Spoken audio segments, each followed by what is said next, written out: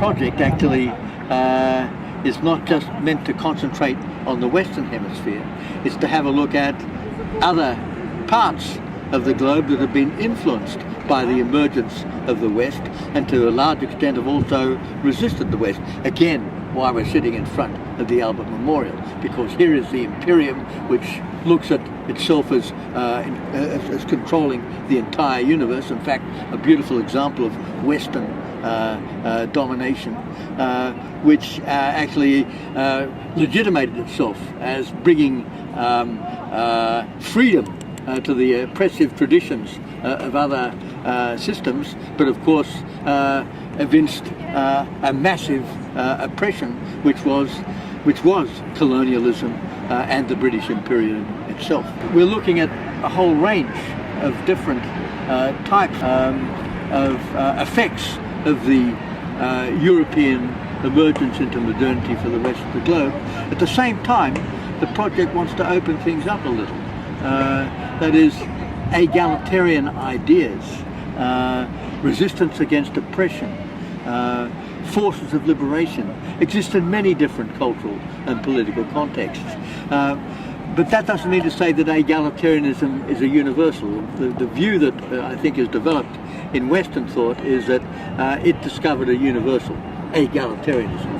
And this is reflected in a range of political ideologies, Marxism, for example, socialism and so forth, anarchism, all assume that at the root of human being is a fundamental equality. Anthropology begins with the notion that first of all you have simple societies which are relatively egalitarian, and then hierarchy progressively develops, and the egalitarian development of human being at root is lost. This is the basis, for example, of the Communist Manifesto.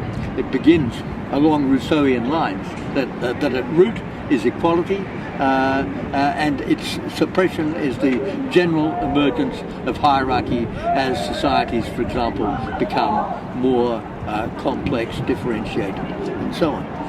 I think one of the arguments that we're trying to pursue in the egalitarian project is that perhaps this idea of the original equality of human being is one of the great myths that both anthropology and many other disciplines have laboured under, particularly disciplines that saw their birth under the conditions of the European Enlightenment, which of course foregrounded the development of the age of revolutions. One of the arguments we're developing is that, of course, that all human worlds are through and through hierarchical in one sense. This is so for societies that look as if they're absolutely egalitarian in certain understandings of their situation, looking at their economies, for example, looking at the way in which they organise their subsistence, the way in which they distribute wealth and so forth. Some societies look as if they're fundamentally egalitarian at that level. For example, the San bushmen or the Australian aborigines, various groups of people in Amazonia, in North America, in Asia, for example. But if you have a look at their cosmologies, they're fundamentally hierarchical in many ways. You couldn't get anything much more hierarchical in cosmology than Australian aborigines, for example. And when you have a close look at their social relations, they're also imminently hierarchical. Not of the hierarchy that we find in Western Europe, for example, or in oppressive state systems of recent development or in the distant past. But nonetheless, there is a sense, I think, where all systems are in essence probably hierarchical. To have value, for example, even to have egalitarian value, is to, in a sense, constitute or have in the background a sense of hierarchy.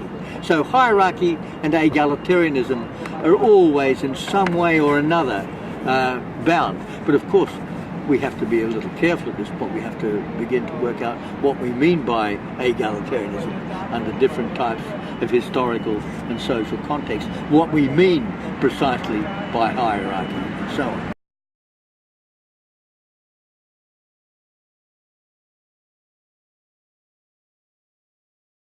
the value placed on egalitarianism has a kind of ideological relation to the imposition of various kinds of hierarchical domination that actually occurred.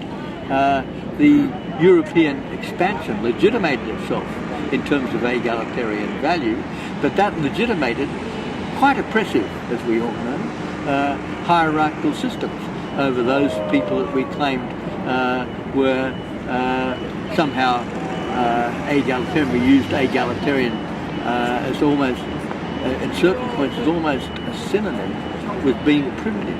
Okay, the West sort of projected an idea that there were two forms of egalitarianism.